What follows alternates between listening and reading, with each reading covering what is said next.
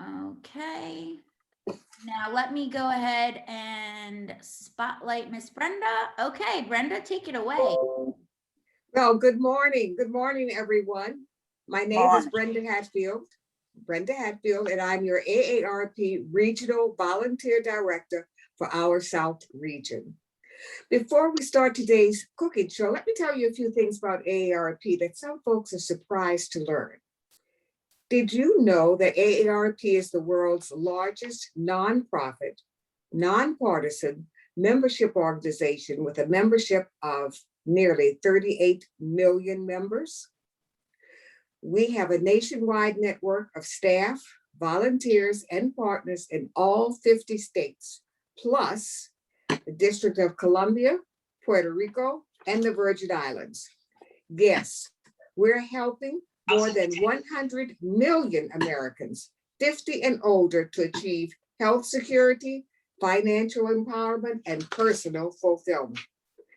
Now let's look at AARP in Louisiana. How many AARP members would you think we have here in Louisiana? I'll just pause for a minute. In Louisiana, we proudly serve more than 430,000 members, with offices located in Baton Rouge and New Orleans, and volunteer teams and chapters throughout the state. Presently, our offices are closed due to the pandemic, but we're working together to bring fun and informative events and activities to you, such as today. We're happy to sponsor Wellness Wednesdays in partnership with Tulane University's Gold Ring Center of Culinary Medicine to help you achieve positive health goals by adapting cooking and eating habits. Today, we're featuring Southern dishes that are favorites for celebrating Juneteenth, the annual holiday commemorating the end of slavery and celebrated by African Americans in the United States since the late 1800s. And we're pleased to know that it will become a federal holiday to be signed by President Biden, and it will take place on the third Saturday of June going forward. Now, you know, when people gather to celebrate and observe a special holiday like Juneteenth, especially here in Louisiana, there's always fried chicken and some type of greens and vegetables, and of course, a red drink. I remember my brothers used to love big shot red drinks when we were little. Do you remember that? Well, we're preparing delicious Juneteenth celebration dishes today, but with a healthy twist. We're cooking along with Chef Amber Dyer, who is Assistant Program Director and Chef Instructor at the Gold Ring Center for Culinary Medicine. And she is assisted by John Yell. Now, joining us from AARP Louisiana is my friend and colleague, Lynetta McIver, Director of Multicultural Outreach and Engagement, along with several of our volunteers. And now, before we start cooking, I'll ask Heather Nace to explain a few technical tips and to have the best experience during the show. So welcome, everybody, and hello, Heather. Thanks, Brenda. Thank you for that lovely introduction. You will notice, many of you will notice that I have muted you temporarily just while we get through all of these introductions. But after we get started, if anyone wants to unmute themselves, ask a question, we're happy to have you do that. As I mentioned in the beginning, we are recording this session, and you can also comment to us in the chat box. So if you don't want to ask a question or make a comment in the moment verbally, you can always send a message through the chat. I'll be monitoring that throughout this class, and I can field those questions over to our chefs for you. We are doing a lot today. We're cooking a bunch of dishes. So we're gonna have a lot of bouncing back and forth, but it's gonna be really fun, and I think you're gonna enjoy it. Let me see if there's anything else I need to tell you. I think that might be it. Lynetta? I can chime in for a moment to remind those. Last time we mentioned about the measuring spoons. branded with AARP Louisiana. And hope we'll repeat this announcement later in case others join us later. But what I'd like to do is for those who joined us, I would like to send you the spoons. And since we weren't able to obtain your address and information, I'm going to put in chat my email address where you can email me your address and I will mail you measuring spoons. I'm also going to send those who cook with us, maybe not this time, maybe next month, maybe August. But when you participate in the actual cooking instruction and send us a photo of your dish, you will receive an AARP apron. Chef Amber, show everyone, or Janelle, show everyone that beautiful apron. You will also receive that in the mail. So we look forward to you cooking along with us at some point, and you will receive your official chef apron. But right now, I'll be happy to send you the measuring spoons, and I'll put my email in chat. Thank you. Great, thanks, Lynetta. Okay, I'm gonna go ahead and turn this over to Chef Amber. She's gonna get us started here. All right, hopefully everyone can see Chef Amber's screen as the main view. Now, let me just say this, if you can't see it, what you're gonna wanna do, you should be able to see Chef Amber as your big window. Make sure you have yourself set to speaker view. So if you're on a computer, that should be on your upper right-hand corner. There should be a little spot where you can adjust that. If you're on a tablet, you typically, like an iPad, you have to scroll either this way or this way. Try one or the other and you should be able to get it set correctly. If you have any problems with that, just feel free to write me in the chat box and I can try to work through it with you. All right, Chef Amber, let's go ahead and get us started on this amazing menu today, which I'm really jealous that I'm not cooking and eating, but I'm excited to watch you guys do it. Yeah, I feel the same way. Good morning. I'm really excited I'm making half of these recipes today, and then our lovely culinary nutrition intern, John, she was with us last week time, taking more of a backseat role, but this time we're going to co-instruct this class, and she's got half the recipes, I got the other half, so I guess we're gonna have to get together later so we can have the whole meal together. I'm jealous of all of our participants cooking all of them, because then you're gonna have a nice good lunch set up. So today we are really going to be focusing on, as was mentioned, a healthier version of some Juneteenth style recipes, or some classic Southern dishes that we can make that have less fat in them, less, not using fryer oil. I gotta tell you, my favorite part about these recipes aren't even that they're healthy. I just like that I don't have to grab out a bunch of oil to be frying up the chicken, because it's hot. It's like, I don't know how we're gonna do the rest of the summer, y'all. This May and June have been pretty warm, bubbly over here. As I was talking to Miss Brenda earlier about, takes a little time to adjust, I guess.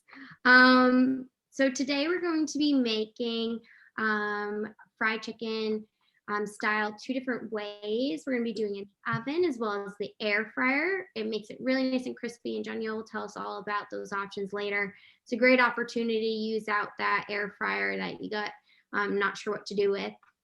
And we're also going to be making a butternut squash mac and cheese, which is a healthier take on a mac and cheese because we're able to add in some extra veggies to it. And then we'll be making some simple savory greens, and you can use really any greens for this. We'll be using kale today. We're going to be making a bubbly watermelon cooler, which is a nice bright red colored drink that we can have a lot of flexibility with different added fruits, veggies, and some herbs. And then all of these resources are located in the chat, so that way you can have the link to all of them, the AARP page. I know that some of y'all signed in after 10/29, so we'll just send you that link again in the chat, just so you can easily click along if you're not cooking along right now, so you have them for later. There is included in there the Creole seasoning that we're making today, as well as a shopping and equipment list to make it easy for you to do all the things together. So as Miss Lynetta was saying earlier, it's so important when we're cooking to mise en place everything out. So for example, I have for all of my mac and cheese, I have everything measured. It's good to go. It's ready. I did the same thing with the watermelon because it's really important that we have all of our stuff measured. So it's really easy and takes the stress out of our cooking. Some other great things that we definitely want y'all to do if you are cooking along is to do a little bit of recipe prep. So we're asking y'all to put a pot of water for the macaroni on the stove and bring it to a boil, as well as preheating your oven to 400 degrees if you're going to be using your oven for the chicken. And then we'll be working on a couple other preps. So I'm going to turn it over to Jonielle, who's going to tell you about some of that prep for the chicken recipe. So hi guys, the first thing we're going to start with is marinating our chicken. So if you haven't measured out your buttermilk and your hot sauce, this will be the time to do it. If you did, you guys can follow me. I'm going to show you how I like to marinate my chicken. Let me move my camera so you guys can see my bowl. And I'll lift it up so you guys can see too, in case you can't see it while it's laying down. So I already pre-measured all my stuff, so this is going to be pretty simple for me. So I'm just opening my container right now. It's fighting me a little bit. Give me a second. And then once you have your container or whatever you're using, measuring, just pour your buttermilk in there. And then lastly, we have some yummy hot sauce. We chose Crystal because it does have a little less sodium than the other sauce, but it does give it a nice flavor. And the reason we're marinating the chicken is because it can help keep the moisture in from when you're frying, and it also can add more flavor and make it juicier. So once you have your milk and your hot sauce together, I'm just gonna whisk it. You can use a spoon, you can use a fork, you don't have to use a whisk. You just, so everyone should have around a pound or a pound and a half of chicken. So we're gonna marinate our chicken for at least 10 minutes so that it can get good flavor. You can do it 10 to 15 minutes. You can even do it up to 2 days if you put it in the refrigerator, but that's if you really wanna pick up the spice. I'm not gonna do gloves, it's home cooking. So I have legs and I have thighs with the bone in. And so I'm just gonna put my meat into the buttermilk mixture. And personally, I kind of like to just give it some love. I call it a meat massage, like just so that you can make sure everything's all covered. And then after that, and you just you sit it to the side and let your meat marinate. If you do have dirty hands like mine, please make sure to wash them. You don't want chicken juice getting on your watermelon or your tail. And then Danielle, I have a question for you while you're doing that. So once we have the chicken in the marinade, are we leaving it out on the counter, or is it better to put it back in the fridge while we are moving on to the next thing? Or are you thinking if you're not going to do it that long, maybe we can just leave it out on the counter? So if you're doing it for the 10 or 15 minutes, like going with the class, then you can leave it out on the counter, definitely. That'll help the marinade get in faster too, because marinades tend to come in a little slower when you put it in the refrigerator. Okay. But if you are not cooking it right now, then I would suggest you to put it in the refrigerator. If you're doing more than 30 minutes, you need to put it in the refrigerator. Okay. Now, while you get ready for the next thing, I think I'm going to talk to everybody real quickly about something that we thought would be an interesting topic to look into when we're talking about chicken. So, just so everybody knows, I am also a chef. I'm a dietitian. Just passed my exam last month. So I'm excited about that. But I wanted to share with you a little bit about nutrition when it comes to chicken. So I'm going to actually share my screen. Hopefully this works the way I intend it to. Okay.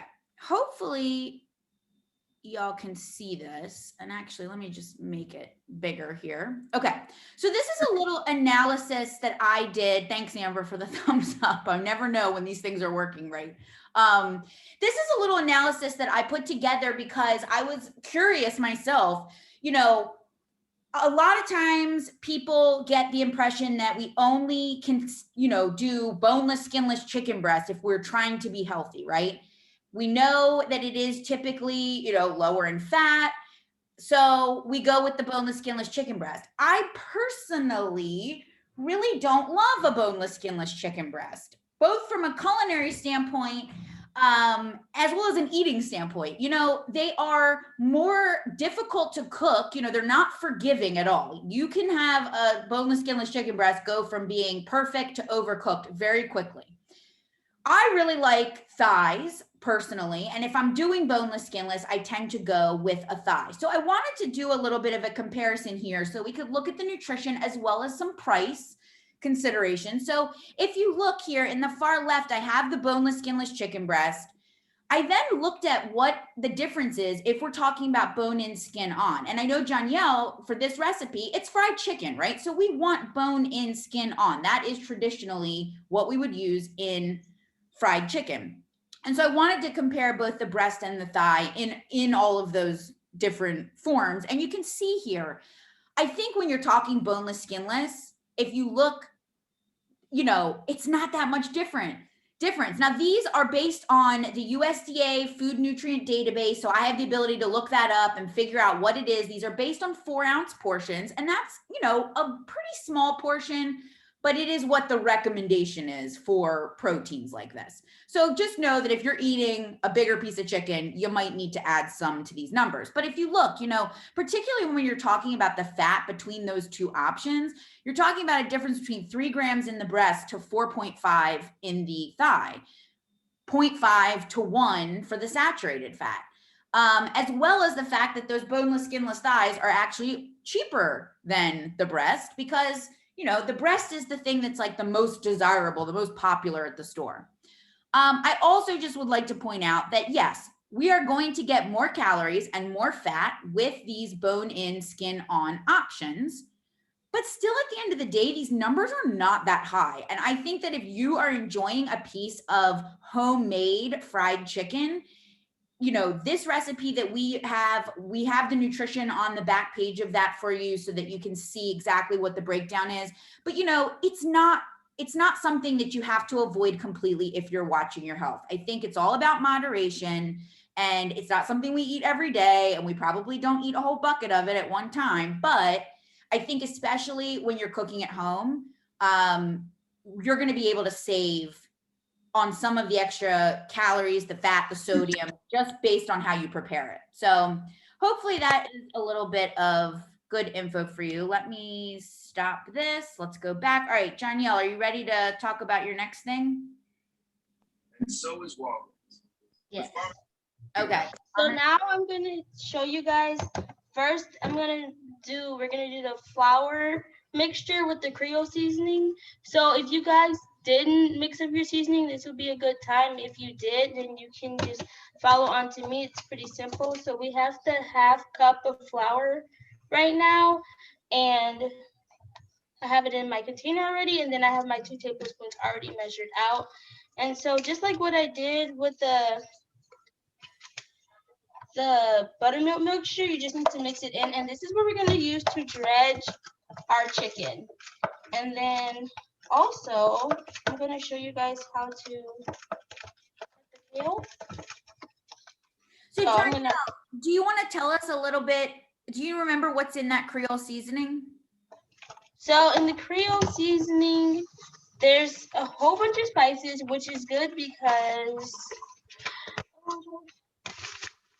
You know, John, I have it pulled up. It's something really interesting because at the Goldring Center, we always have, we always use salt-free seasoning blends. We have a lot of different blends because we really want to be focusing on controlling that salt. So I want to make sure that when I'm doing any type of recipe, I get to decide how much salt I add there. So this one has smoked paprika, which I know that Danielle is going to tell us all about why we love smoked paprika so much. We also add in garlic powder. It's got oregano and onion powder. We've got some basil, black pepper, thyme, and cayenne.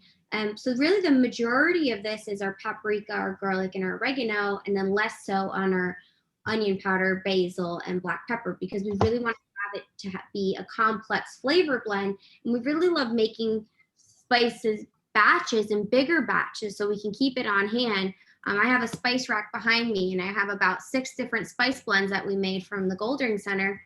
Because Heather and I and Danielle, we're practicing what we preach. We love these recipes that we're showing y'all. So we're using these in our own home kitchen. So that way we can just easily use that. And then we're having a very flavorful spice depth of flavor in our dishes on an easy Tuesday night or Wednesday night without having to go, you know, put too much out of the way on those. Awesome. All right. So the kosher salt, is it added to this? Because I just started blending it So together. the salt will be added to the dredge that Danielle's doing, but it will not be added to the main big batch of Creole seasoning. Okay, so the Yeah. dried spices or the Creole seasoning? It's the Yes. Creole seasoning. Yes. I got it. Thank you. Yeah, I mean, that's a great point. What's really cool about this is that this recipe, we're only putting 1/8 of a teaspoon of salt for the whole batch of this chicken mixture that we're dredging. So by leaving the salt out of the spice blend, when we go to use the spice blend, we can say, okay, this is going to need a little bit, or this is going to need a little bit more. We can decide, and we can really control it. And we did give you, for the batch of Creole seasoning, it's twice the amount you need. So you can use half of that for the chicken, and then you have the other half on hand, because we did want to show you that way of having spice blends on hand. All right. Okay, and the Creole seasoning, we could just place it in a glass jar or plastic container and store it. Absolutely. Keep mine in little jars with my spices. Oh, I love it. Okay, I also thank use leftover like jelly jars and all of those. You know, Okay. recycle all that. Well, this is my first time using smoked paprika, Ooh. and I can tell. I can tell you, it smells delicious. It smells delicious. The spices smell delicious. Actually, you know what, Danielle? I think that's a good leeway in. Let's just jump to the fun fact about this. I know this smoked paprika from. Okay, so I'm not just gonna talk about the smoked paprika. I'm talking about all the spices, but mostly smoked paprika because I like that one the most. So the reason that we're using the smoked paprika, well, this is gonna be related to the greens, but it helps to make the smoky flavor that you will get from meat normally without having to use the meat like the pickled pork or the ham hocks or even smoked meats that you would put in your red beans or your greens or other foods that we traditionally eat in the South. So we like it because it adds that extra flavor without missing the meat and the extra sodium. And that's why we made the spice one with so many spices like the garlic and onion powder, because it adds so much flavor that you do not need to have all the extra salt or extra meats or additives that you would normally put in your food. That's why we love it so much. And it smells really good. Awesome. All right. Well, let's go ahead. Amber, I'm going to go back to Danielle so she can tell us about what she's going to do with this kale to get it ready for our greens recipe. So I'm going to move my computer because my other camera went out. So I'm going to try to, you can see my kale. So I hope everyone can see it. And so I like kale. I've learned that a lot of people in the South are scared of kale, but it's just like normal greens, and you can cook it or eat it raw. It's not just like a green that people in California eat to be healthy. And so normally what I do is I already rinsed it. So if you haven't, please rinse it. And what I like to do is just pull it away from this big, thick stem, because this is really fibrous and it can make your kale tough and not as easy to cook. So I'll do that to a few pieces and then I'll show you guys how I chop it. So, and then I have a little trash bag over here. I don't know if you guys can see. I like that because it doesn't make me run around the kitchen having to go back and forth between the trash and where I'm cooking at. So now that I have a few, like a bunch of the bunch of kale, I'm going to cut it into thin strips. And if you like, you can totally just take your kale and break it. I do strips so that I can have more even pieces. But when you're holding your knife, make sure you pinch right here. Do not like put your finger. Some people think that gives them more control. It doesn't. We like to pinch so that we make sure our fingers are safe, but it also helps us have more control of the knife. And when I do my strips, I just do a rocky motion with the claw so that I don't cut my fingertips off. And I just do my little strips like this. And so you always move your knife towards your food. Do not move your food towards your knife because you don't want to feed your knife. And then once you start feeding your knife your food, you can feed your knife your fingers, which will not be fun, especially if you have a super sharp knife.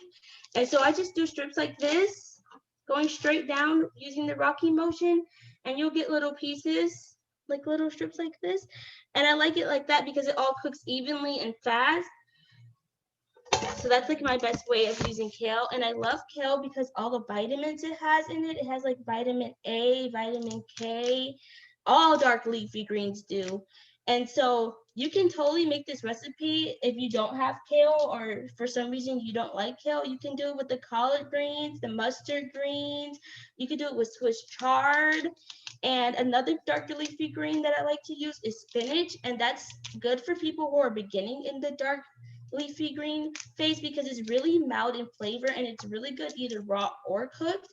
So like if you want, you can start adding spinach into your smoothies and it can make it green. If you do use it with a dark red or like strawberries or something, it may look a little brown, but it still tastes the same. And I love spinach because it's very mild flavor. Or you could just saute it on the oven for like 5. You could put some fresh vegetable broth and put some minced garlic and just saute it up. But for this recipe, the greens like this that are a little more tough per se, it's perfect for this because we use the acid to tenderize it and it's just so good. I love it. Awesome. Okay. Thanks, Danielle. Yeah, I agree with you. Dark leafy greens, we had a joke back in school that if you ever were asked what's a good source of any vitamin or mineral, just answer dark leafy greens because it's probably the right answer because they're full of so many wonderful nutrients. And, yes, if we cook them a lot, do we cook some of that out? Sure. But I think at the end of the day, it's better to eat greens that are cooked and may have lost some of their nutrients than to not eat them at all. Oh, and yeah. I love this recipe, like you said, because we're actually doing a little bit of a quick, not a saute, but we're braising them, but we're just going to do it much quicker than we normally would. Okay. I am going to go over and turn it to Amber while you finish getting your greens ready. And Amber's gonna take us through prepping the watermelon that we need to do for our watermelon cooler. Say about this recipe because my husband makes a lot of aguas frescas and I really love that it is showcasing the natural fruit and that we're able to really highlight all the flavors that our seasonal fruit are giving us. So in this situation, we're using watermelon. You can use any type of fruit that you really love. I'm going to be adding some of these optional things in the chef notes. It mentions adding some frozen berries or adding cucumber or some herbs. So I'm going to be doing that. But for this watermelon situation, I cut my watermelon in half. I'm going to be honest with you. It's not my best work. It's a little crooked. Amber, that watermelon is as big as you are. So I'm impressed that you were even able to cut it at all, to be honest. Yeah. It's actually a little less than half. It's about, it was almost a third of this watermelon, guys. I don't know what Rouse's was doing. They also told me it was seedless. It's not, but good thing for this application, it's okay. What I really love is we could carve this by cutting all the sides off and then just making squares. But for this recipe, I don't need that. It says to do 6 cups of watermelon cubed, but I'm just going to scoop it out. But before I do that, I want to make a clear, flat surface because I don't want to get hurt. So I'm just going to take my knife and cut a nice flat spot on the bottom of this watermelon so that it's flat. Oh, Jesus. really going everywhere. So that way it's not going to rock on me. And then for this recipe, because we're going to blend it and then strain it, I'm going to not be too worried about all these seeds. Now, if your blender's not too strong, or if you don't plan on straining it, then you might want to remove some of the seeds. So I'm just going to take my spoon and scoop out some bigger chunks, and then I'm putting it in the bowl I have on the side. I also really love with watermelon, when we're scooping it in this type of manner, that it's going to get a lot of the juices inside the watermelon. So it'll be real. I'm able to use all of that liquid that I normally would have spilling everywhere is being caught inside the center of it. And so I can use all that too, as well as I chose a cutting board that has a lip around it. So that way, if it does start to leak, it doesn't spill all over my kitchen. However, I also really love taking a baking sheet and putting it under a cutting board. If I don't have a cutting board with a lip, that's what I did during the recipe testing to make this watermelon drink. I just put a normal baking pan underneath my cutting board, and I didn't even make a mess. Okay, so I'm just doing a gentle scooping motion because I don't want to break the watermelon, because I really do want to get all those juices as much as possible. And then hopefully that means we'll have plenty to go around. So this recipe calls for 6 cups. Honestly, I'm gonna make the whole half of the watermelon just in 2 batches, because I really do love having this type of beverage on hand. It really substitutes great, especially with our your kids or grandkids, of having a really refreshing, rehydrating beverage without having to have a bunch of sugar from our cool drinks.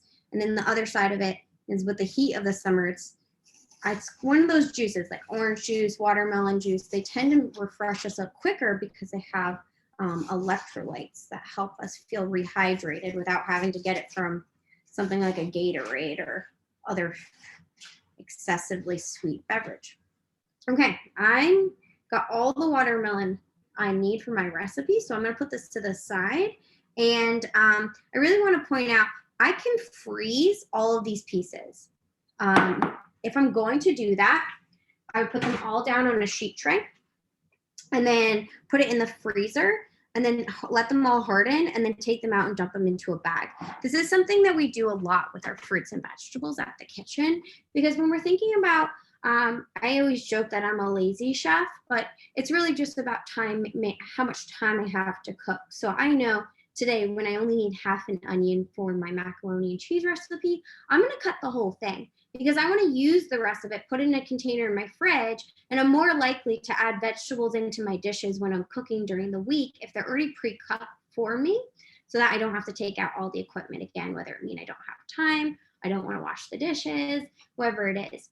And so that technique of laying all of our veggies flat, or watermelon flat, and then freezing it and then dumping into a bag, I really love to do with things like peppers and onions, like a fajita blend that you buy at the store. We can do the exact same thing by cutting up a bunch of peppers, onions, whatever you have on hand. And then you can freeze it directly in the bag, but it does make it a little bit easier if you only want a little bit of it to freeze it flat and then pour it in a bag. The other way we could do it is you can just keep it in the refrigerator if you're going to use it in the next 5 days or less. Another thing that's really great about our fruits and veggies is when we're buying in season. I know Chef Katie always says that she likes to buy the big crates of strawberries in season, and she never needs 10 pounds. And so what she's doing, she's cutting, prepping it, and putting it in the freezer. So that way she can just take it out, and we make a lot of things like fruit sauces or smoothies with that leftover fruits and veggies.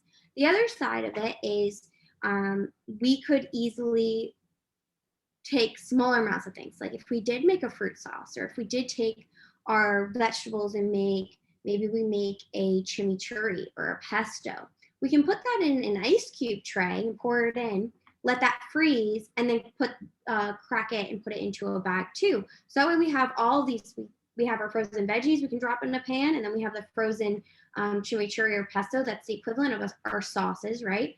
And then we can just drop a couple of those cubes in and we have a very flavorful dish. All we have to do is heat up some rice or some pasta.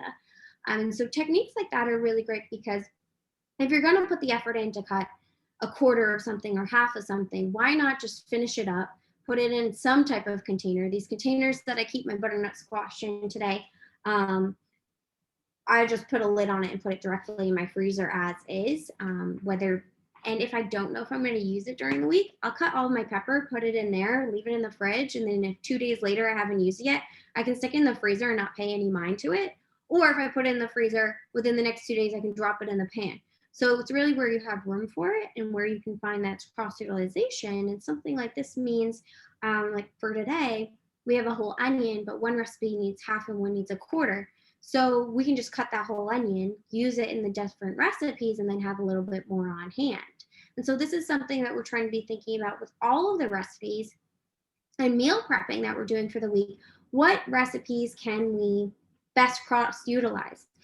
Whether it be with our onions or bell peppers or mushrooms, right? You get a whole thing of 12 ounces of mushrooms. You can use those in different ways to have them on hand. And all of these fruits and veggies freeze super well. It's just identifying how it's going to freeze best. In the culinary world and the culinary industry, we buy what's called IQF, or individually quick frozen. If you think about, you go put your hand in a bag and you pull out 1 or 2 strawberries or 1 or 2 shrimp or whatever it is. Those are frozen flat and then dumped in the bag. And that same technique I'm talking about with the watermelon. The other thing that we could really do is something like with our Spritzer, our cooler today, you can pour that into an ice cube tray, freeze it, and then blend it whenever you decide that you want maybe a blended beverage. Maybe you're adding something to that blended beverage, or maybe that we're able to have a really refreshing last minute thing so that way your watermelon doesn't go bad. Okay.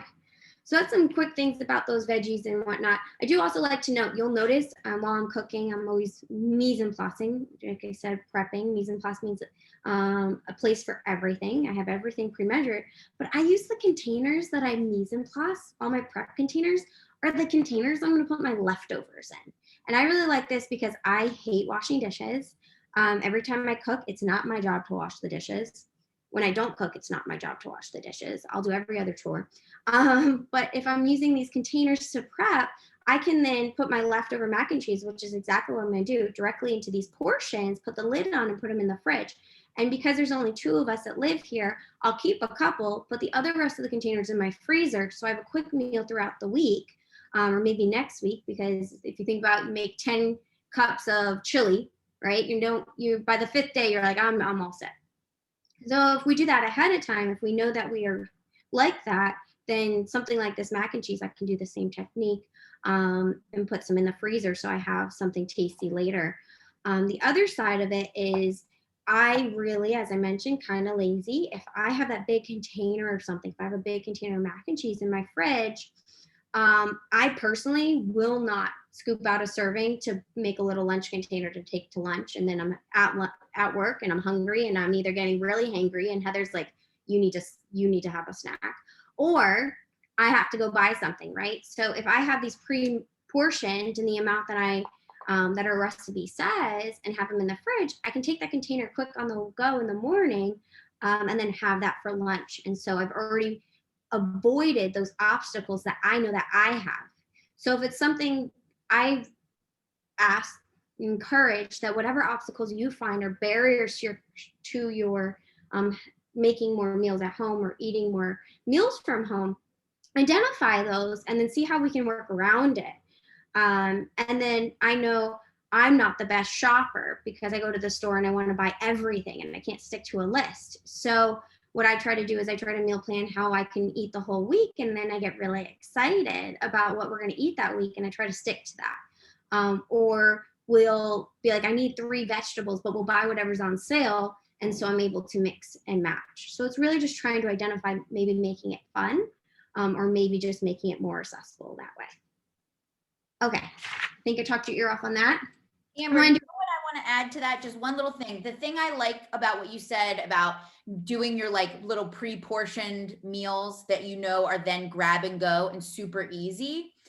I like to call that treating your future self, or like doing, you're like giving yourself your future self a little love by saying, okay, I know that this might cost me a little extra time right now, but in the end, 2 days from now, I'm going to be so happy that I did it.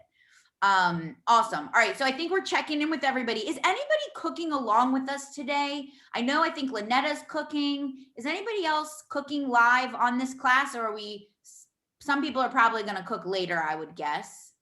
If anybody is cooking, feel free to chime in and let us know.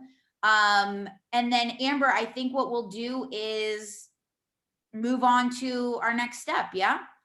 Yeah, I just want to be able to, I did a gallery view on my screen. I know if anybody else wants to see all the people's faces, you can do a gallery view by clicking it in the top right corner. Because I was feeling a little lonely over there.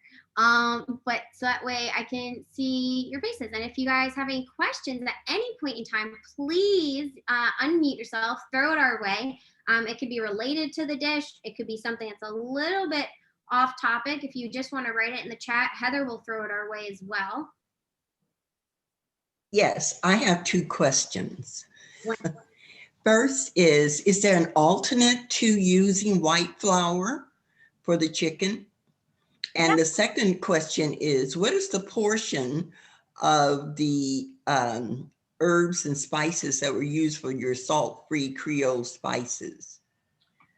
So we can put that recipe in the chat for you. Thank you. So you have the exact measurements.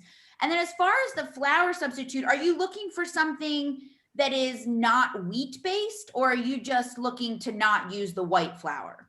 I don't use white flour. Okay, so you can definitely use a whole wheat flour. And then I think, there's all these other types of alternative flours now, which Amber can probably speak to a little bit more, because Amber actually doesn't eat any wheat due to an allergy. Amber, do you have any thoughts on any particular of our alternate flours that might be, good? I was thinking maybe like chickpea, which is kind of out there, but.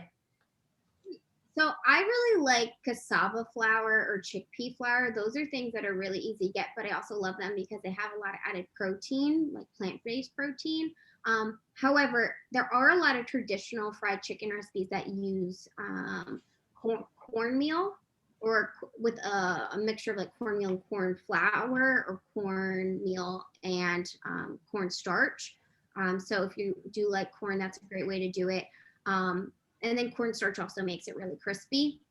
But for the most part, I usually recommend, what I have on hand is I do a blend of cassava flour and brown rice flour.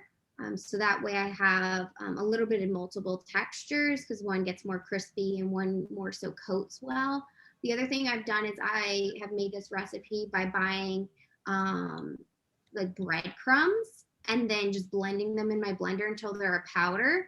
So you could do the same thing with store-bought chickpea breadcrumbs or whole wheat breadcrumbs, because then you're able to have, it's really dehydrated and it sticks really well, which is something else that I know really works. I don't think there's any other grains that I really love. Chickpea flour is so great. It's so universal. Yeah, and I think it would give you, I know a lot of people for baking purposes are really into the almond flour. I think for this application, I would stick with something like a chickpea, just because it would have more of that savory taste that you want. But if you aren't avoiding wheat and you are fine with whole wheat flour, we love using whole wheat flour in our kitchen. For baking, we tend to stick to like a 50-50 ratio so things don't get too dense. But I think for something like a fried chicken where it's just getting a light dredge coat, I don't think you'd have that issue. All right, I'm gonna turn it over to Danielle now. We're gonna get doing our chicken because it's time to do our chicken. Danielle, go ahead, take it away with our marinated chicken. I'm gonna show you guys how to do the oven fried chicken, and I'm gonna do the modifications for the air fried chicken also, but the oven fry does take 25 to 30 minutes, while the air fry only takes 15 to 20. So I have a little setup here. I'm trying to show you what's best. This is my flour. I'm gonna move my camera up a little bit so you can see like all the way into the oven. So Right now I have my buttermilk mixture with my chicken, my flour with my mixed seasonings. And then over here, you can see that I have my sheet pan.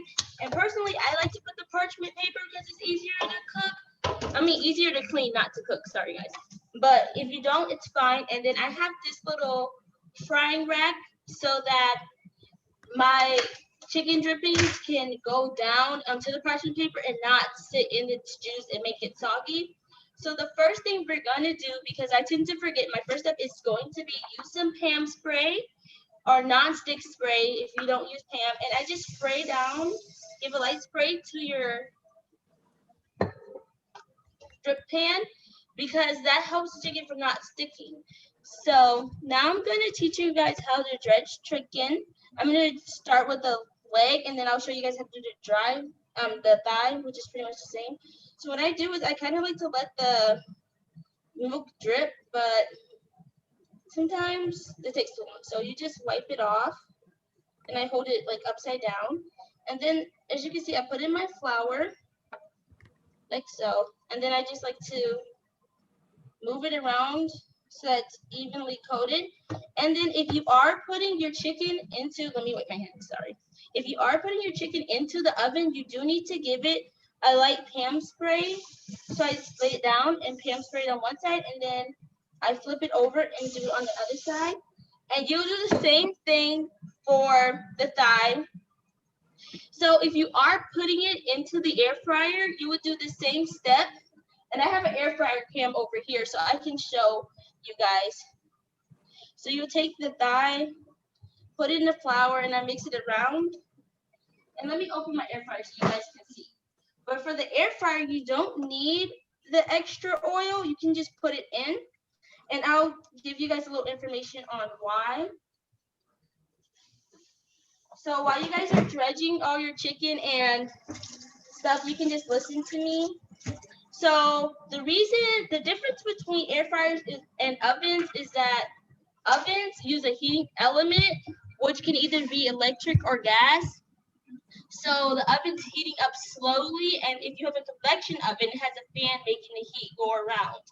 With the air fryer uses new technology, which makes the air fryer makes its own heat.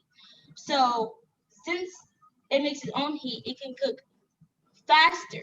The only difference is with the air fryer, you make smaller batches. Like in this one, I can probably fit 3 chicken pieces from this recipe. And at home, I can fit 4 because my air fryer is a little bigger. But like in the oven, you can do multiple. So you can do at least 5, maybe 10. Yes, I did add the Creole seasoning into the flour. Yeah, so it's the Creole seasoning and the salt, and then just the Creole stir it up. And so most people are like, which one's healthier? And they're focused on that. Both air fryer and the oven is healthier than shallow frying and deep frying because you don't have to use all the added oils. The only reason you're adding the oil to the oven is so it doesn't stick and so that it can help the coating cook. So it's personal opinion whether you want to use an air fryer or oven depending on how much you need to cook and when it needs to be done. So that's my little talking portion. All right, Danielle. So when you're going to go ahead and finish dredging your chicken, get it in the oven. I'm going to turn it back over to Amber now. And she's going to start us on this mac and cheese. So let me just switchy. I got to do all the directing over here. All right. Heather, before we move over, Brenda had a question. Yes. Do you rinse the chicken first? Because she's read articles stating that rinsing is unnecessary. It is not only not necessary, you're actually just gonna spread, it's bad. Do not rinse your chicken. If anything, if your chicken is really wet and you don't want it to be in that like juice that it comes, sometimes in the package, just give it a pat dry with a paper towel, throw the paper towel away. When you rinse chicken, or even like, I know at my house, Thanksgiving, growing up, you'd put the turkey in the sink and you're rinsing it off. At the end of the day, any bacteria that might be on that chicken or turkey or whatever is going to just get all over your sink and all over your kitchen. So generally speaking, we do not recommend rinsing any meats or proteins. And really, you do want proteins and meats to be as dry as possible before you cook them. In this case, you know, we're doing this buttermilk soak, and then we give it the breading or the, you know, the light flour dredge, but it's good to start out with it dry. So I like to do paper towel. All right, Amber, butternut squash, mac and cheese. This is exciting to me. I love mac and cheese. It's probably my all-time favorite comfort food. I could eat it anytime. Could not agree more. No, I love mac and cheese. I love leftover mac and cheese. So what I'm going to do first is I'm going to cut up my onion and a garlic. So we're going to be using this onion as a dice. We're going to use a fourth of it for the mac and cheese and half for the greens. So you can do that at the same time. As a reminder from last time, we have onions have two sides. You got the stem that grows out of the ground, and then the root side that's grown towards the in the dirt. It's all, the whole thing's growing in the dirt, but we want to cut the top of our stem off, and then we want to put that down, root side up, and then as Janiel mentioned, I'm pinching my knife with my thumb and my first finger and wrapping my hand around the rest of the blade in a rocking motion, forward and down. And then so I'm cutting my root in half. And then I'm peeling back the outermost layers. Now, if you get the set 2 layers out, it's okay. I have a really small onion. So I'm probably just gonna use half of my onion, even though it says a quarter. That's where we're really using our chefiness, that instinct of, is it enough? Is it not enough? Whatever it may be. So I'm gonna cut my onion so I face the root away from me, and I make slices following the natural curve of the onion. I want my dices pretty small, so I'm putting my cuts pretty close together. I can pinch when I get towards the end. I'm afraid that I'm going to make a mess. If I'm only going to use a quarter, this is when I would cut it in half. I'll just show you. Cut it in half, and then I can turn it, and I can make my dice. Actually, that makes a good amount. I will only use a quarter. Okay. And then this root side can go in the stalk. You can just go to the side, whatever you need. And then I'm going to just move all of that onion. I mentioned last time I really love bench scrapers, so I can lift everything off my cutting board without putting a knife into it. And then I'm going to move on to my garlic. So for garlic, I really like to cut the root side of it off. It's just like our onion, it's got a stem side and a root side. I like to cut that root off, so that way it's a little bit easier to smash it. And then I'm gonna leave my garlic. I know on here it says minced, but I don't want it to burn, so I'm gonna just do a rough cut. And that's basically a mince because we are gonna be blending this. And I'm just gonna leave that there while I relocate to my stove behind me. Heather will change the angle for us. In our pan, we will be I think you can see it, perfect. Yeah, mostly not crooked. Structural opinion. Okay, so I'm doing over medium heat. For this pan, I'm heating my pan up.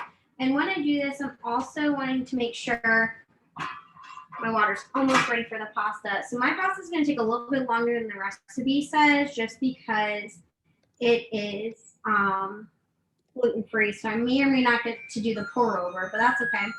So I'm heating, I put my butternut squash, which is step 3. I put my butternut squash in the microwave, and grab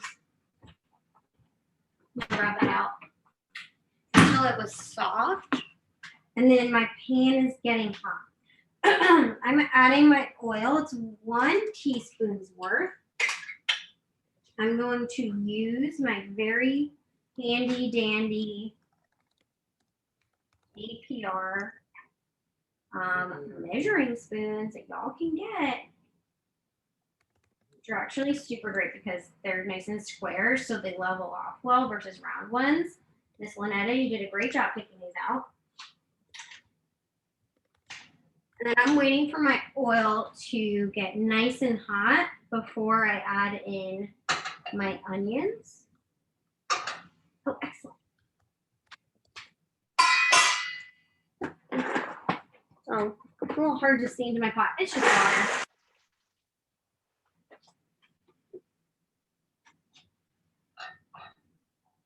Okay, so that steam's gonna go a little crazy for a while. But in my onion pan, the way I know that my pan's hot enough is I put a piece of onion, and if it sizzles, it's ready. If it doesn't sizzle, it's not. Okay, see, it's not sizzling. I'm not ready. In the meantime, while we're waiting for this, does anyone have any questions? Are y'all following along at the same rate?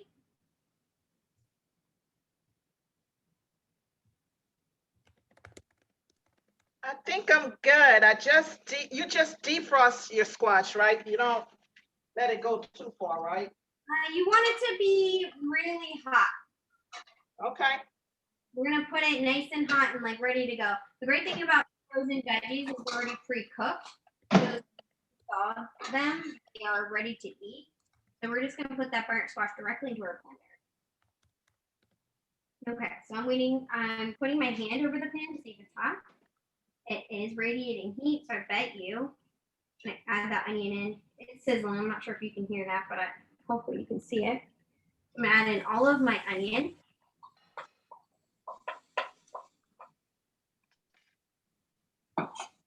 Give that a mix. This takes next to no time. We're really just trying to look for it to get soft and translucent right before adding in our garlic. We want to make sure it's cooked well before we add that garlic, because our garlic does get overcooked very easily, very quickly.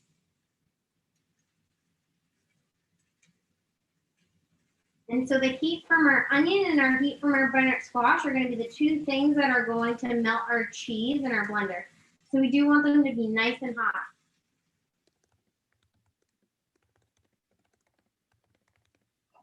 And you'll notice I'm not mixing very frequently. We mix very infrequently and then give it a shake so that way it has as much surface contact as possible. So that way we don't have to worry about incorporating too much cold air and it taking too long to cook, because we do want to develop that caramelization. Now, the other thing we really want to be talking about is I'm going to put half of my diced onion in the freezer, so it's good to go for a recipe. But I could also do the same thing with my cooked onions. If I made all my onions right now and I took half out and then continued my recipe process, then I would be able to cut the time that it'd take for me to make my whole dish in half in a later date. So just like Heather's saying, we really want to treat our future selves when we have a couple extra minutes here and there. So my onions are browning, which is nice. I don't know if you can make it worse. Oh, way worse. Jesus. Okay. But in here you can see that it's still pretty light yellow, but it's starting to get brown on the edges. And then that's what we're considering our translucent phase, which means that I can scoop up and add my garlic. And so I can be multitasking at this time. This is a time where you could be cutting up your kale right now. This is a time where you could be prepping your watermelon. You didn't have to do it ahead of time. This is a time where if you didn't pre-grate your cheese or buy shredded cheese, definitely want to do it now. So we're really trying to think about what things we can do that keep us busy without having to jeopardize our cooking process or our food integrity. So I got nice. Yeah. Also going to say, I think what's cool about these recipes is that you don't have to make all of them on the same day you're going to eat them. Maybe the chicken you want to have fresh, but the greens definitely can be made in advance. And I think this mac and cheese also, I know from past experience, it does reheat pretty well. So yeah, and you could absolutely also be adding this dish into a pan and baking the mac and cheese after it's cooked with a nice breadcrumb crust, which I know a lot of people really love baked mac and cheese.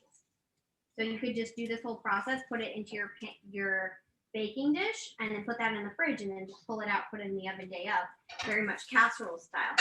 Okay, so I'm considering that good to go, done. I'm gonna relocate back to my other stove pan, my other cutting board can. all right, we go back to that. I try to give you the warnings. I'm like, this is where I'm moving. Well, But I hope. sometimes I lose track of you in my all my little squares. Okay, so So in this picture, I'm putting my butternut squash, which if you see, it's really steamy. I just did that in the microwave. The microwave gets a lot of flack, but it's really an underutilized resource. In the kitchen, we always joke, we call it Chef Mike, because it does do us a lot of great things. We could microwave our frozen fruit, and then we have really rich fruit flavor that's super sweet when we go to have our smoothie or fruit sauce. Doing something like this with a butternut squash is a great option. So I'm looking at my recipe. I'm following it step by step. I'm at step 5 where I just added my butternut squash, onion, and garlic to my blender. And then I can just add in my milk and my water. Or gently open this. Okay. Now I'm going to decide that I'm going to scoop my hot water directly from my pasta water because it's a little starchy. And so pasta water is a great option for when we want to be trying to use a thickener. So I'm going to use 1 scoop from there. And then that also means that I'm using hot water in it. So it's going to help melt the cheese. And then while I'm going to throw this on the blender right behind me. So I'm going to hit mute really quick. But then I can add in my cheese options to that. Oh, sorry, I forgot. Salt was in there. Amber, how much water did you add? 1/4 of a cup. Okay, I don't have my recipe in front of me. That's okay. Forgive me for that. and you might find with this recipe that you might need to add a little more water once you initially blend it. You'll have to see how yours looks. And hit mute. Okay. I add my cheese. Add the cheese, right? Yep. Oh, we want to blend it a little bit first and then add your cheese. So Sorry. if you're the cheese, it's Okay. All right. So yeah, blend first without the cheese. So that way you don't pulverize the cheese too much. Give it Oh, well, next time. That's all right. It's not going to make a huge difference. Right. Okay. Here I go. All right. We'll make the blender noise. Bzz, brr, okay. I blended it as much as I could. If you look in here, it's super orangey. I think you can see. And I blended it until smooth. And now I can add in my cheeses. So we're doing a mixture of cheddar cheese and Parmesan cheese in this dish. Parmesan cheese or aged cheeses have a lot of umami, so we're adding a lot of extra flavor. I'm also, don't tell anyone, I'm gonna divert from this recipe a little bit because I'm gonna add a little smoked paprika to it because I really love paprika in my dishes. And that's something we're encouraging y'all to do too. If there's something that you really love, if there's a flavor you really love, or if there's something different you want to do, you can modify these recipes however you see fit. I love the idea of we have smoked paprika in everything today. And maybe we wouldn't put it in the watermelon drink. That might be kind of gross. But The spice, I go with cayenne for that one. yeah. I love that we snuck a vegetable into this mac and cheese because, as I said, it's my favorite thing. But, you know, I think it's nice when we can sneak a little extra veggie goodness into these dishes that are very, you know, rich. Obviously, mac and cheese, right? Cheese. Maybe depending on what kind of recipe you use, if you're using cream or milk, if you put butter in yours, you know, these are things that are definitely high in saturated fat and calories. So I think when we can scale back on those a little bit, and what I like is that we still use cheese. You know, we're not saying like you have to have weird vegan mac and cheese unless you want to, but you know, we are saying, hey, we can still give you what you're really craving, but we can just tweak it a little bit. Oh, you're muted, Amber. So I'm scraping down on my sides just to make sure it's completely blended. Wow, that's delicious. I don't know why it sounds so bright. We're excellent at making recipes. Okay, anyway, so this is super creamy. It's orange. It looks just like normal mac and cheese. I'm gonna have to wait a minute to pour it over my pasta because my pasta's just not done yet, which is completely fine. So I'm just gonna leave it on the side. Now, this recipe originally when we made it, it had a super clever name. It's called cheesy mac and peasy, butter squash cheesy mac and peasy, because we had that peas like Heather's talking about. We can add any type of veggies into here and it adds in really well. I just recommend for those, do not blend those veggies. It does add a weird flavor. Color kind of turns brown. So this is ready to go to pour over. So I'm gonna leave it to the side. And in the meantime, I'm going to pass this back to Janielle to talk about our greens.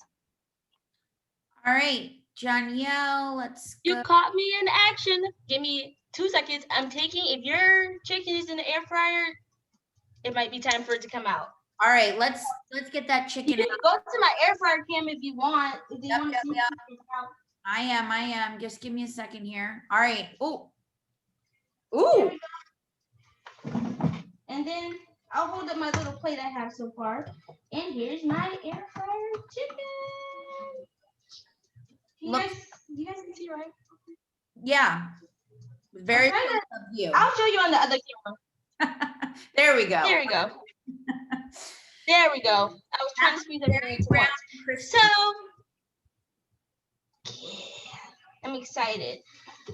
The ones in the oven, it might be time for you to flip it over if you haven't already. So can see my air fryer timer just went off. So everyone can see my pot, right? Yep. So we're gonna start off kind of like Amber did with her mac and cheese, because we also have to make our onions translucent. So what I'm gonna do is I'm just gonna put on my stove to like medium heat and let it heat dry. And so once I see that my pan is hot, I'm gonna add my oil and start cooking my onions. So I'm gonna talk a little bit more about the greens. The reason that we love that this recipe is so interchangeable is because whenever you can see greens on sale at the store, or like if you know that certain greens are not in season, you can always switch it out and buy whichever cheaper, like whatever one you want to eat in season.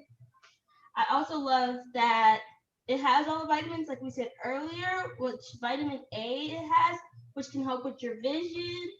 So I know as you get a little older, vision starts to go, so it can help you with that. And then I like how it has vitamin C, which helps repair all your tissue in your body. So it helps you keep all your muscles strong. And then lastly, a big one it has is vitamin K, which helps your wounds heal and it helps your blood clot. So like if you scrape your knee, you don't have to worry about bleeding too much. And my thing is almost warm. I'm gonna give it a few more seconds. So make sure you have your kale chopped and ready and all your things are measured out, because once we get the onions going, everything else just goes right into the pot. So I'm gonna add my oil now.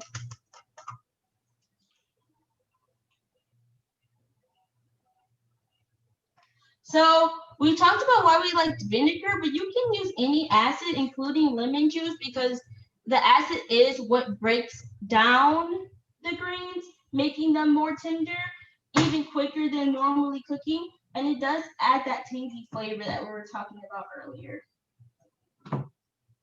So once my oil heats up. And you can either use a rubber spatula. Today I'm going to use a wooden spoon. Either one works fine. So now I'm going to add my onions.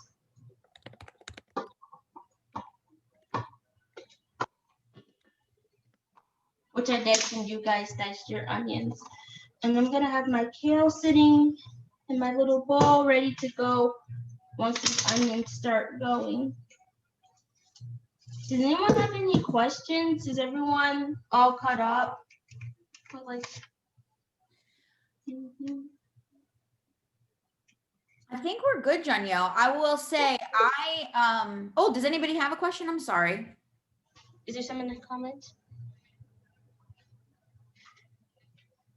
I'll just share. Yes, if I had a question, if I were to use lemon juice, how much lemon juice would I use? The same amount as apple cider vinegar? Yes.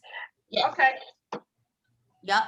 And yeah, as Danielle said, this is one of our favorite tricks with this recipe. So there's two tricks in this recipe. The first is the acid. In this case, she's going to do apple cider vinegar, but you can definitely do the lemon juice. That's the thing that's going to help break those greens down a little bit quicker. You know, we're used to cooking greens for hours on the stove, and they're delicious that way, right? But this is a great little trick for if you want to be able to do this like on a weeknight as a side dish. You can do it in, 20 or so minutes.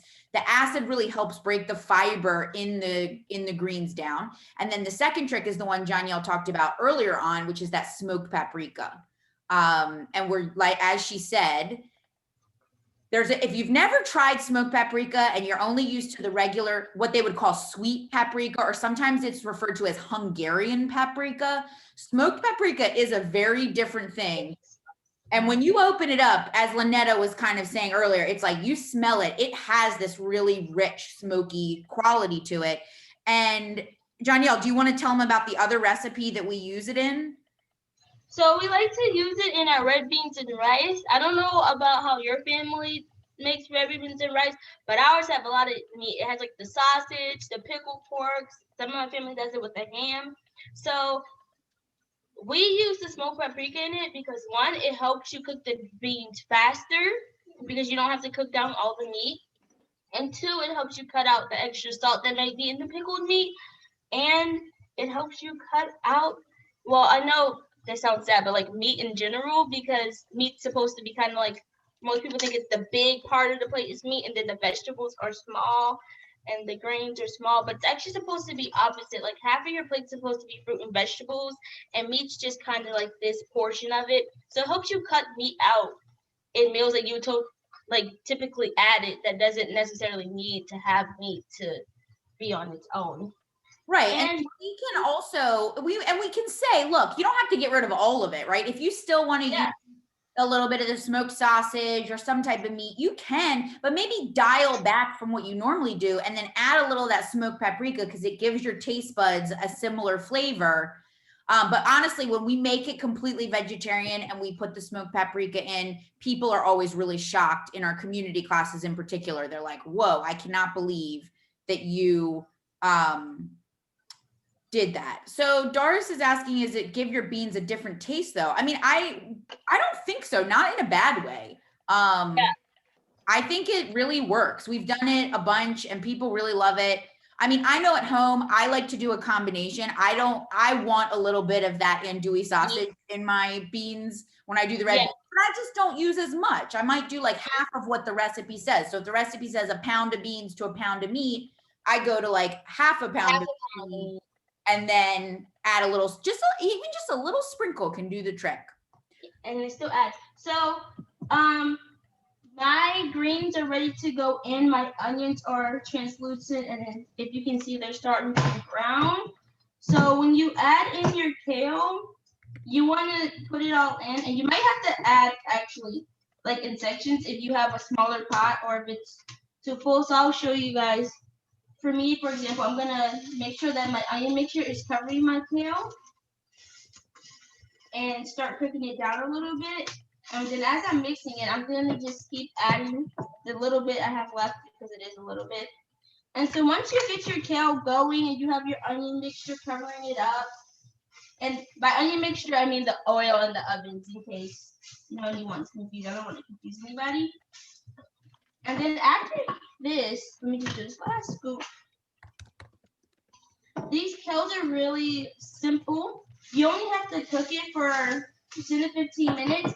So now I'm going to add my half cup of water that I've already pre-measured, and I'm going to put it down. And you start to hear the summer, don't get scared, that's normal. And I'm going to also add in some garlic powder, my salt. You're adding everything in. My vinegar. Who's the star of today? vinegar in, the smoked paprika, the show makers, if you guys can see. And once you have all of that in, you want to put your heat to low or to medium low, and you want to just make sure everything's stirred in evenly.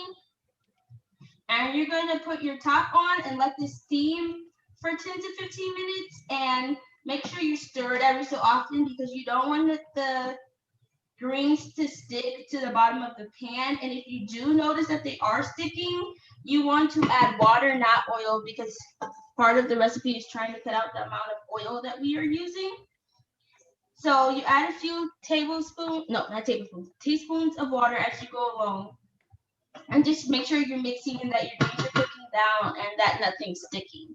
This is a really easy recipe, and you can do it even on the whim. Like if you have greens in your fridge and you're like, oh, they're about to go bad, I don't know what to do with them. You can just throw them in the pot with some onions and take your little seasonings and have a nice little side. And oh, my oven chicken is ready. Like this was so perfectly timed. So I'm gonna take the chicken out, and I can show you guys once it's out, but my camera doesn't really show like. Ask you a quick question though. Did you add did you add something sweet? Because I know our recipe says to add a little cane syrup or maple syrup or honey. You did add that, right? Yeah, so I'm using cane syrup today, but you can also use honey because last time I made it, I did use that honey and I liked it. So it depends on what kind of sweetener you want to use. Just make sure you don't add too much. This part of the vinegar's purpose is to cut out the bitterness, so you don't need as much sugar or honey as you would normally put into your greens.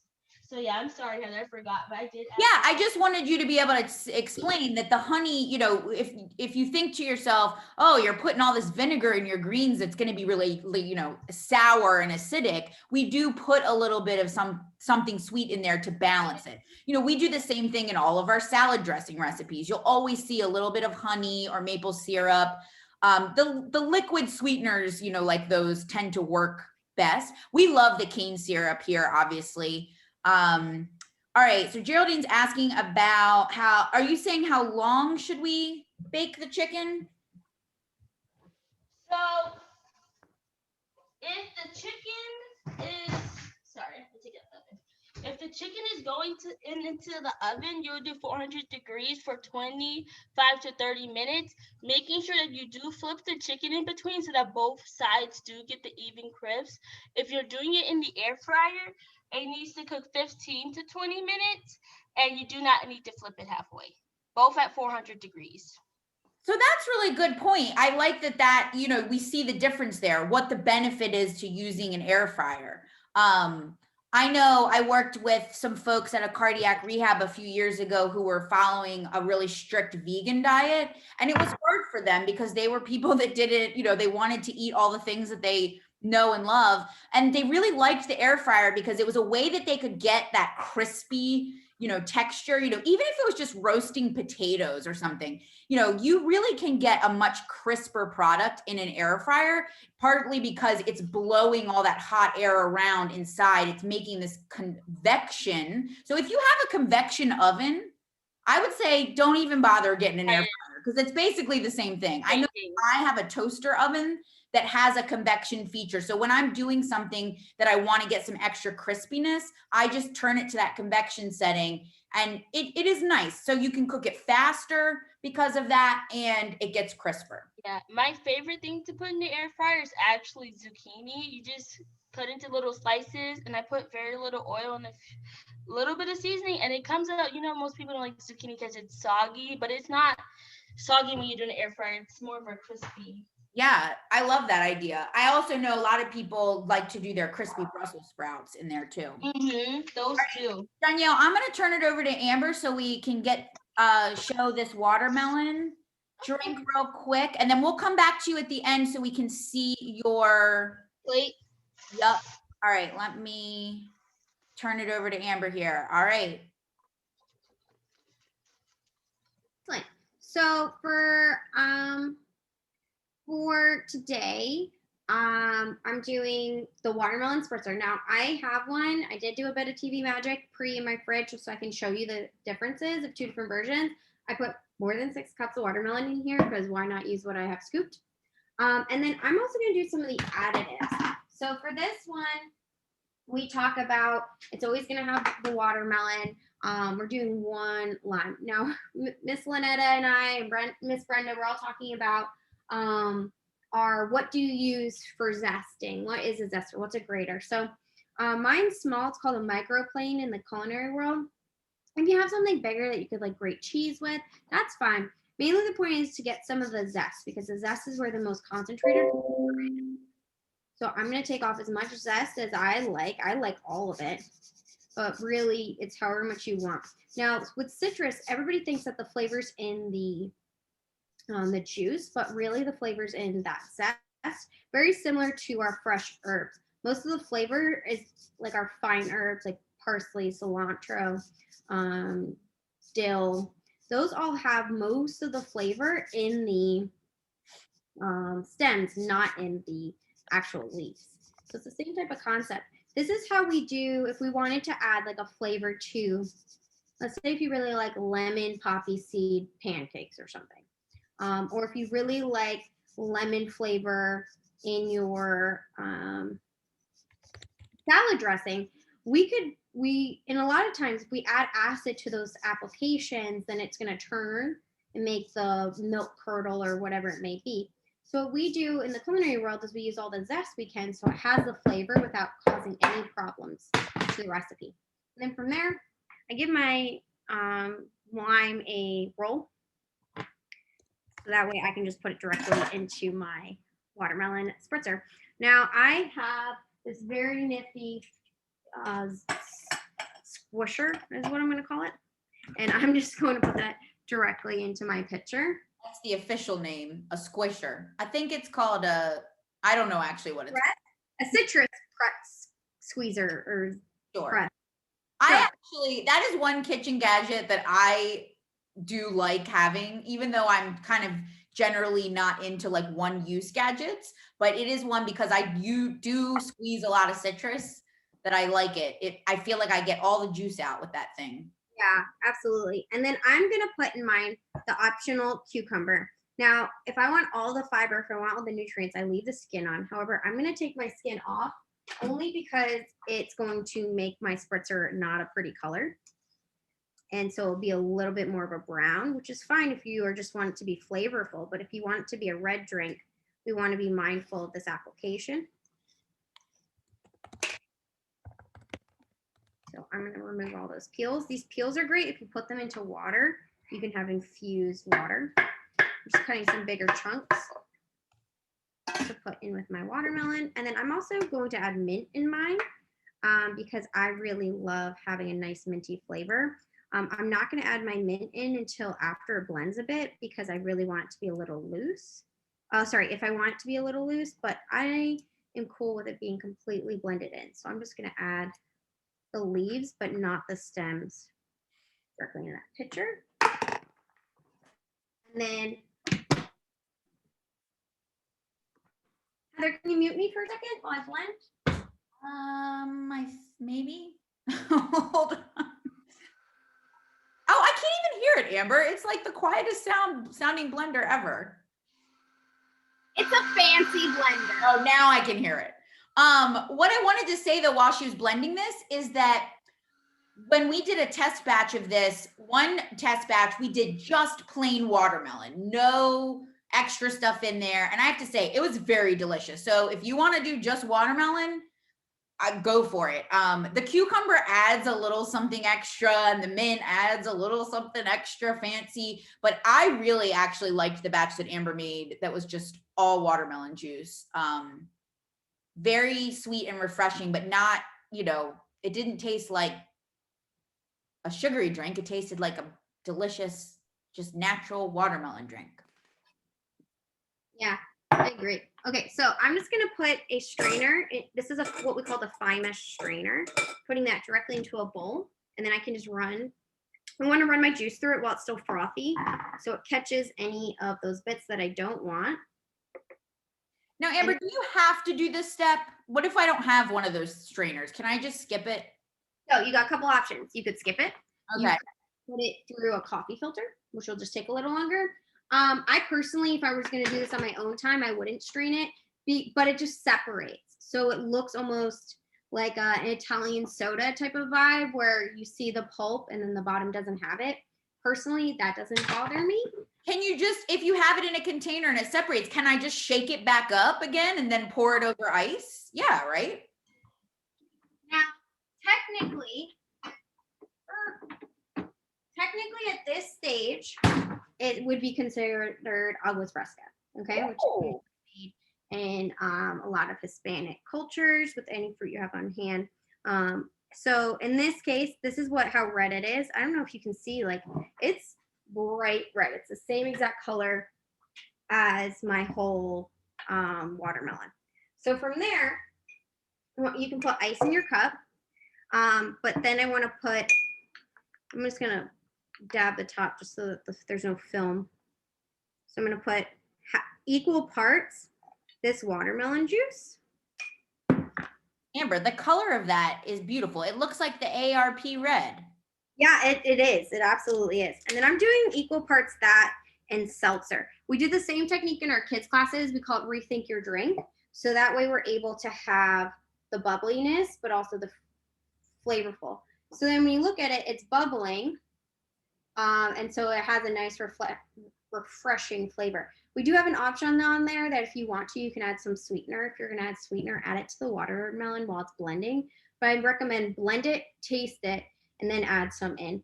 But then we're able to garnish this with, if we wanted to have a little bit of mint on top, or if we wanted a little sliced cucumber, a little lime wedge, and then we're feeling fancy. The other thing I had is my mac and cheese is completely ready, and so it's good. So these are my 2 parts of the dish, and I'm sure Danielle can show her too, and then we're good to go. All right, So this is my greens and I'm trying to like lean it towards you guys. And actually my aunt's pretty hungry, so we're about to eat. lunchtime. Lunchtime. All right. Well, Lynetta, how'd you make out with your cooking? I did pretty good. My drink is ready. I don't know if you can see it. Hold it up again. Oh, beautiful. It's ready. My salsa just spritzed all over the kitchen. My greens are ready. Can you see them? Great. Beautiful. And let's see, my mac and cheese. It's done. Voila. So I'm waiting on my air fried chicken. For some reason, the setting for fried chicken was a little longer, but it looks beautiful. So I'm just waiting on that. I wanted to remind those who joined us, I placed my email in earlier in chat, and I will place it again. So you can email me your address so you can receive your AARP measuring spoons. Don't forget, email your address to me, and I'm about to place my email in chat one more time so you can see it. Lynetta, while you're doing that too, I just want to make a comment. So I had a question in the chat about the drink, and I just want to make kind of a general comment about these types when we're doing, okay, so when Amber talks about doing the Rethink Your Drink for the kids, part of this concept is we're trying to help people get away from the sugar sweetened beverages a little bit. So those, the big shots, or even just regular soda, any of that kind of stuff. And a way to do that is to say, look, we know you're not going to just give it up cold turkey right off the bat, and you're just going to say, well, I'm never going to drink another sugary drink again, when you're really used to that. So one way you can kind of scale down is you can do, Amber does a 50-50 blend. So something with sugar, and then the seltzer, which has no sugar. You can start higher, do a 75-25. Just start watering it down basically with a little of that seltzer, which has no added sugar, no added sodium. It's basically just carbonated water. And that's a good way, if it's something that's a goal of yours, is to kind of scale back from those kinds of sugary drinks. Lynetta, what do you think? Is it pretty sweet on its own? Yes, it is pretty sweet, but I'm going to add agave and blackberries just to add to my spritzer. And probably later this afternoon, I'll add some rosé or white wine to it, just to Love it. have an afternoon chiller. Love It's for adults only. So in case some kids are on with us this morning, this is for adults only we're talking about. Yeah, I try to do that head nod. I'm like, so if there's anything you want to add later. Yes. Okay. This has been great. This Because has been it is great, a very, everybody. I see we're down to our noon hour, but for those who wanted to hang out for about 5 more minutes and ask the chefs any question, feel free. We'll stay on 5 minutes. If you just want to hang out with us and ask any questions you may have. All right, Richard. Yes. That would be nice, but you can always try. Watermelon is always refreshing. Can't wait. Also, I don't know if we mentioned this when everybody was on. I know we talked about it early on in the call, but the next class is Wednesday, July 21st. And Lynetta, do you want to tell a little bit about the theme for that?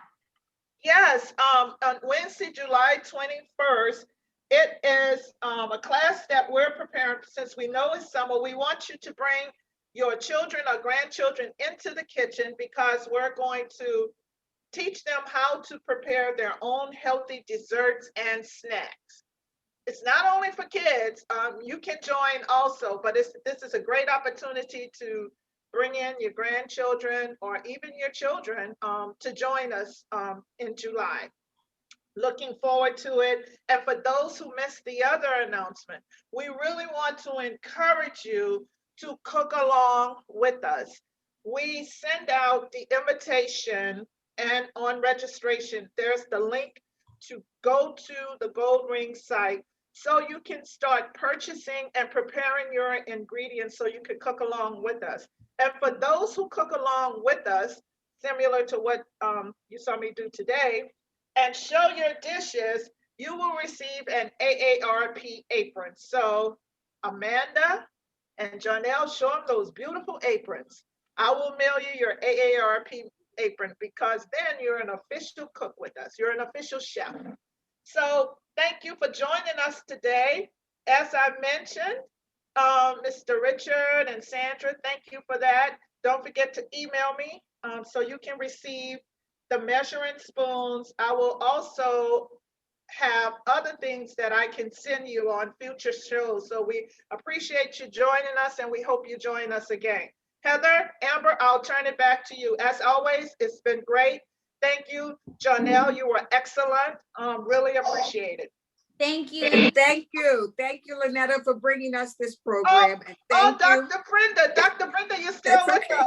Awesome. Yeah. Oh, I couldn't leave. I'm going in the kitchen to give all these good hints to my husband and share it with him. But I just want to say thank you, Chef Dyer, Amber, that is, and Janelle and Heather. It's been wonderful, so enlightening. I've learned so much, and I love cooking.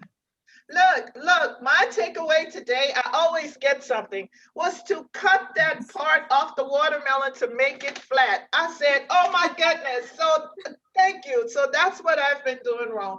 There are a lot of takeaways. Smoked paprika for me, and cutting the end off the watermelon to make it flat. Anyone else have any takeaways? Something you learned today that you're willing to try? That acid. My husband and I have been talking about the use of acid. Right. Yeah. Anyone else? Doris, mint and cucumbers in her garden. She says she's good to go. Doris, I know where you live. I'm good to go too. I'm good to go to your house to get some.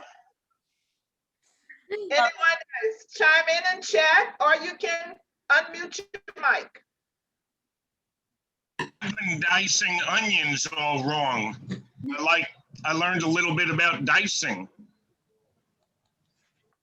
Definitely so important. It makes life a breeze. I know I used to only cut with a paring knife, and I peel every layer and cut every layer off.